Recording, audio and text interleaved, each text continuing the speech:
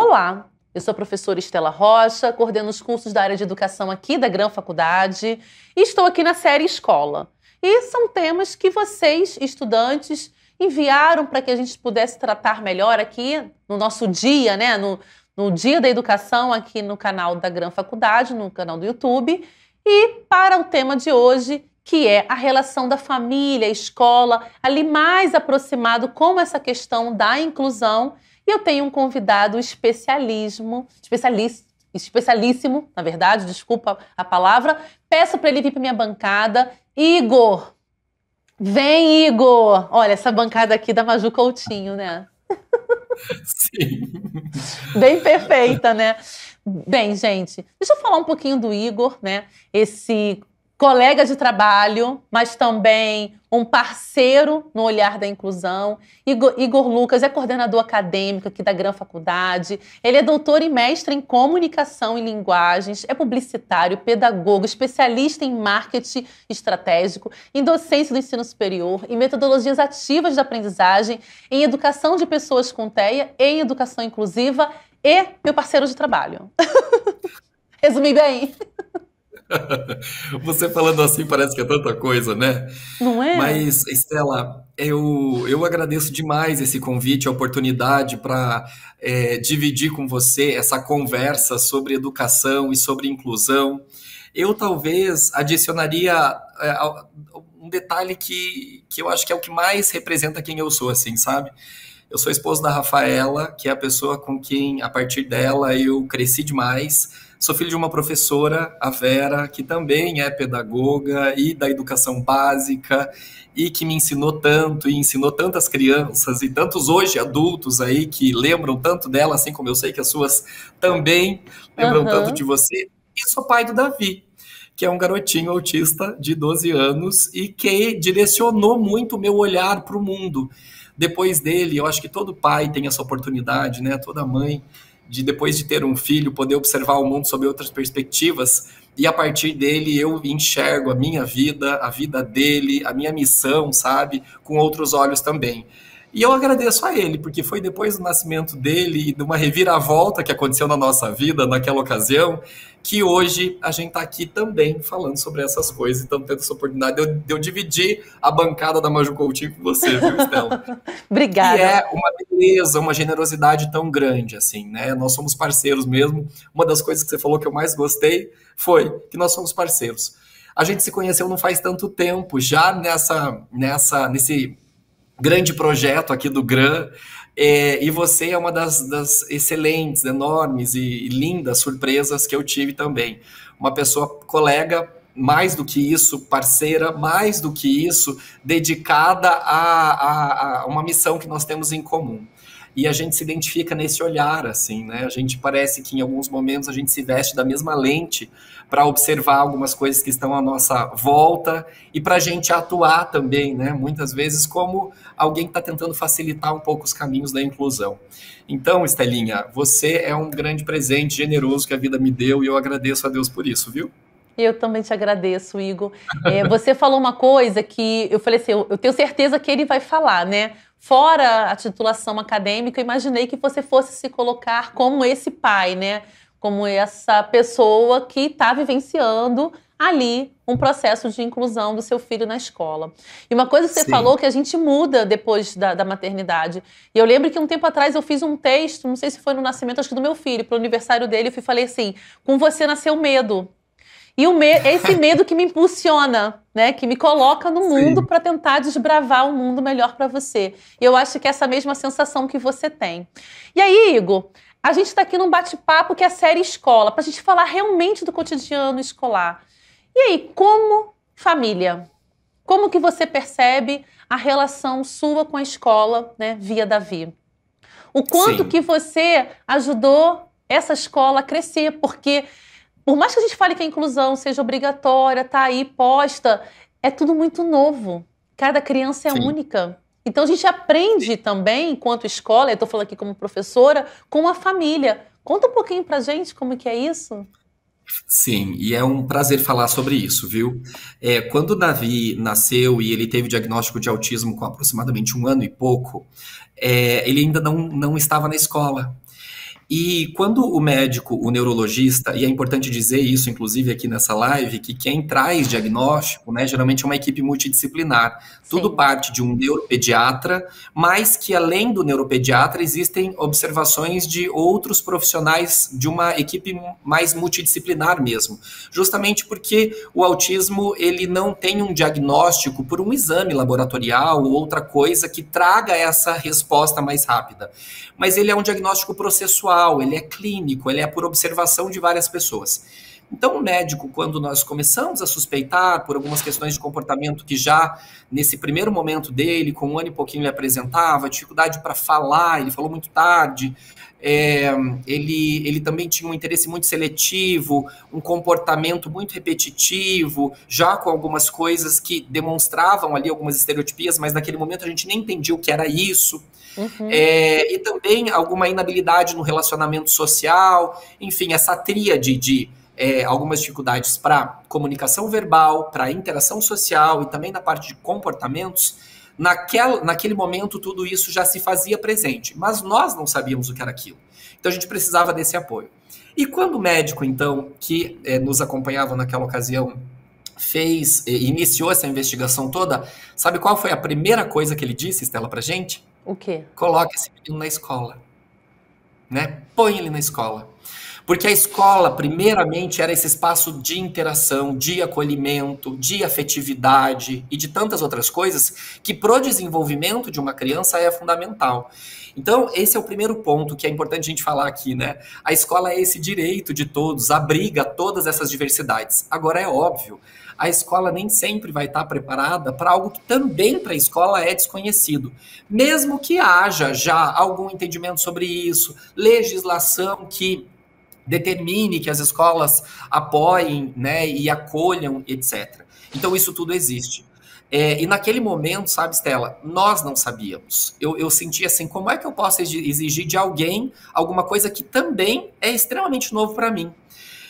A escola que o Davi estava, uma escola de educação infantil, que nós fomos matricular o Davi, era a primeira criança com autismo que eles recebiam.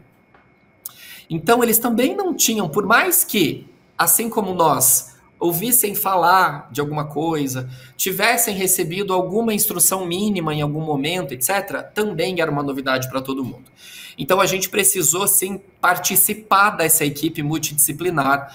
E eu hoje consigo ter uma compreensão, vou contar um pouco desse percurso, sabe, Stella? Mas já começo dizendo assim, eu entendo que o papel da família, ele é fundamental e ele é primário nessa relação do desenvolvimento de uma criança. Seja ela uma criança que tem algum tipo de transtorno global do desenvolvimento, como o transtorno do espectro autismo, ou não, sendo também uma criança típica. A família é importantíssima nisso. Somos nós que conduzimos a criança para a escola. Somos nós que participamos do desenvolvimento integral dela, enquanto as relações familiares, né, os valores, o entendimento de como aquela criança funciona.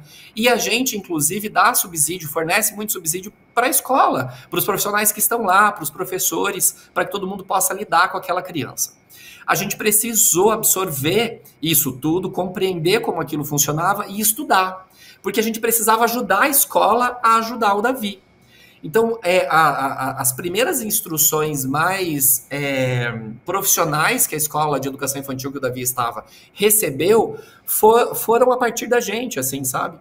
O Davi começou a ser atendido tão logo por uma fonoaudióloga, por uma psicóloga e por uma terapeuta ocupacional. Então, essa tríade terapêutica justamente para ajudar no desenvolvimento e nos estímulos dessas 3 principais condições que afetam o autismo. Então, se a fala mais tardia ou um prejuízo da fala faz parte, então a gente precisava de uma fonoaudióloga. Se a parte comportamental também, e principalmente por conta dos estímulos sensoriais, a terapia ocupacional ajuda muito nisso, para esse equilíbrio sensorial. E, por fim, das questões de comportamento e das relações, das interações. Portanto, a psicóloga ali, a área da psicologia contribui com isso.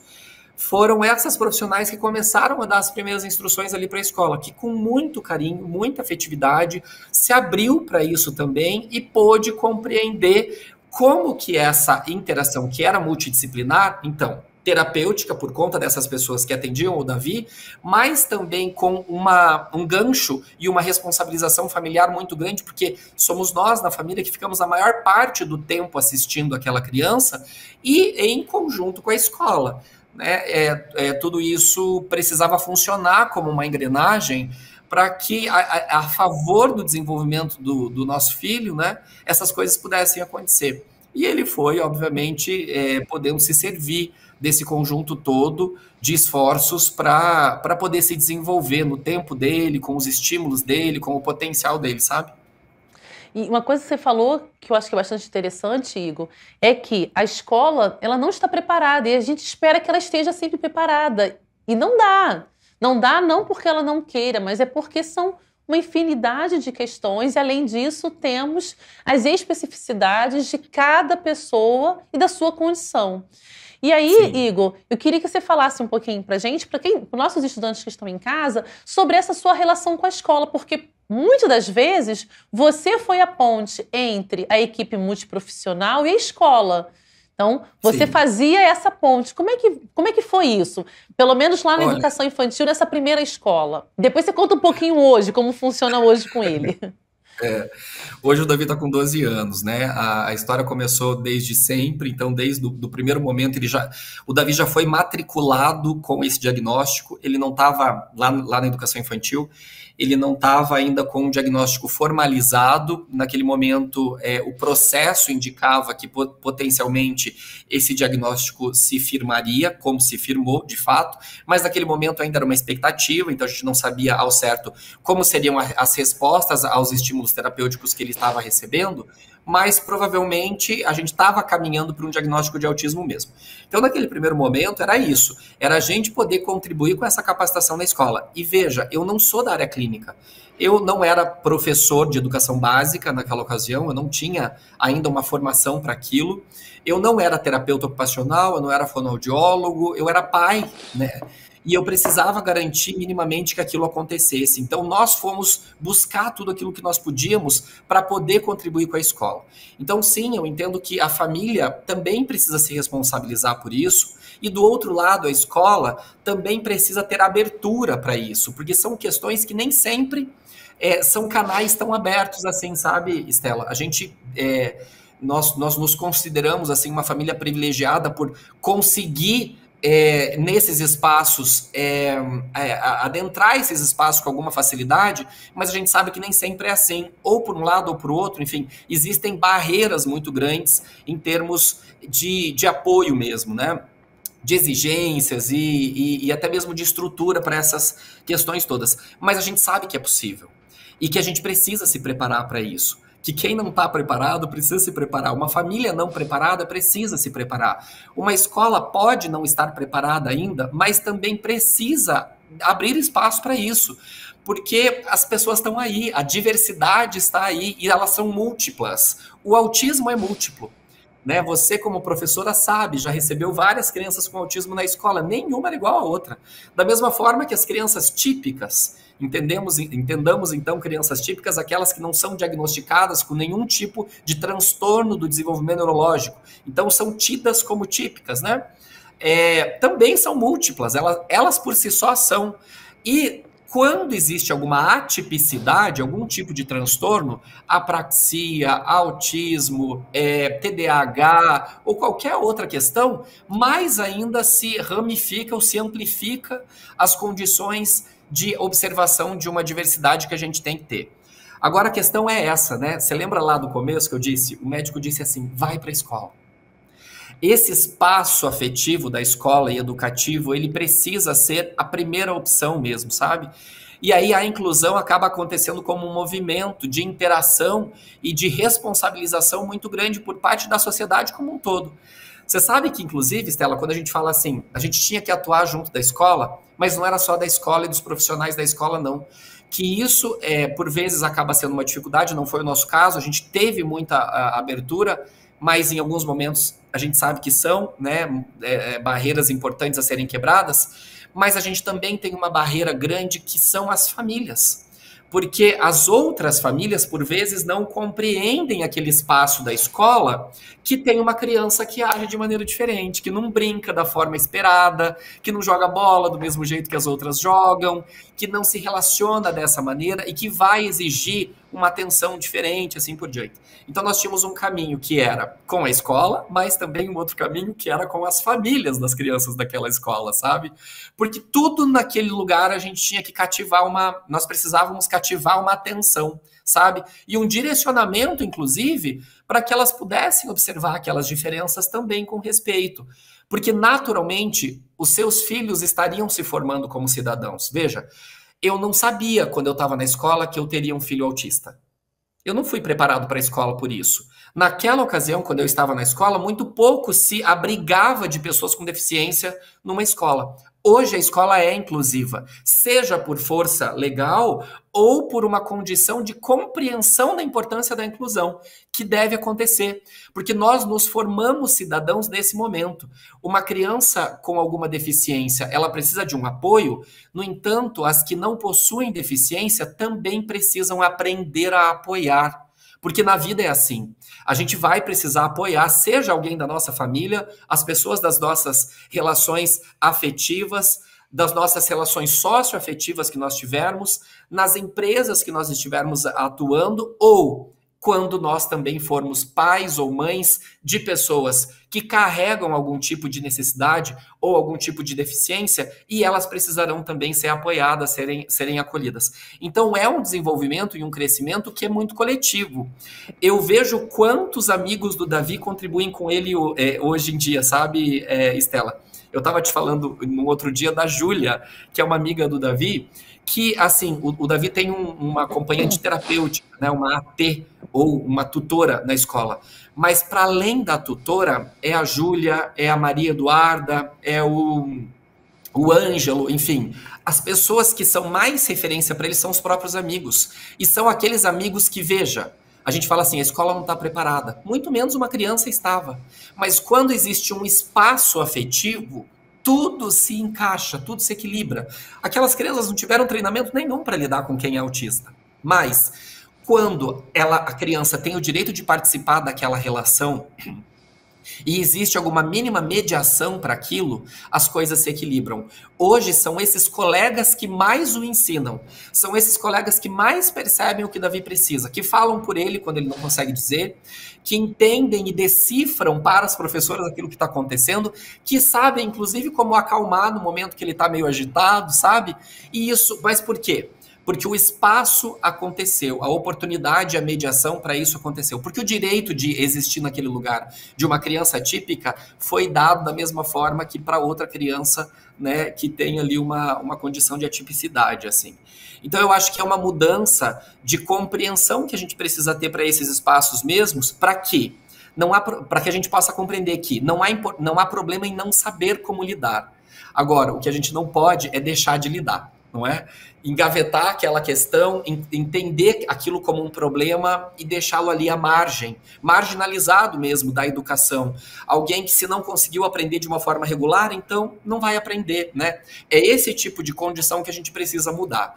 Enquanto profissionais da educação, a gente precisa entender que sempre vai haver um jeito, uma tecnologia, uma forma de aprender, um currículo que vai ser estruturado, adaptado, que a gente não tem que exigir o mesmo aprendizado de todo mundo, mas que a gente sempre vai poder desenvolver um aprendizado. Por menor que ele seja, talvez para aquela criança seja o máximo, não é? E a gente vai aprendendo, então, a lidar com tudo isso ao longo desse trajeto e vai dar certo. Eu acho que essa esperança também, ela nutre o nosso caminho e a nossa profissão como uma grande energia, né? Enquanto Exatamente. A gente acredita que vai conseguir fazer alguma coisa, a gente faz ela acontecer, né? A gente vai esperançando, né, Igor? Então, quero agradecer você ter participado dessa bancada Sim. comigo. Não vai faltar convites para nossa série Escola, porque, claro, que você tem muita coisa para contribuir e muita coisa para partilhar com os nossos estudantes. Um beijo forte para ti, ó, um abraço quentinho e até o próximo encontro, Igor. Tchau, tchau. Estela, você é um Ah, presente, muito obrigado, viu? Agradeço a você pela oportunidade, a todo mundo que está assistindo a gente, e eu vou estar sempre parceiro mesmo seu e de todo mundo que quiser falar sobre essas coisas em qualquer momento, viu? A gente está junto. com Obrigado pela certeza. oportunidade, sucesso, tá arrasando aí, viu, Estela? Beijão. Beijo, tchau, tchau. Tchau, tchau, pessoal.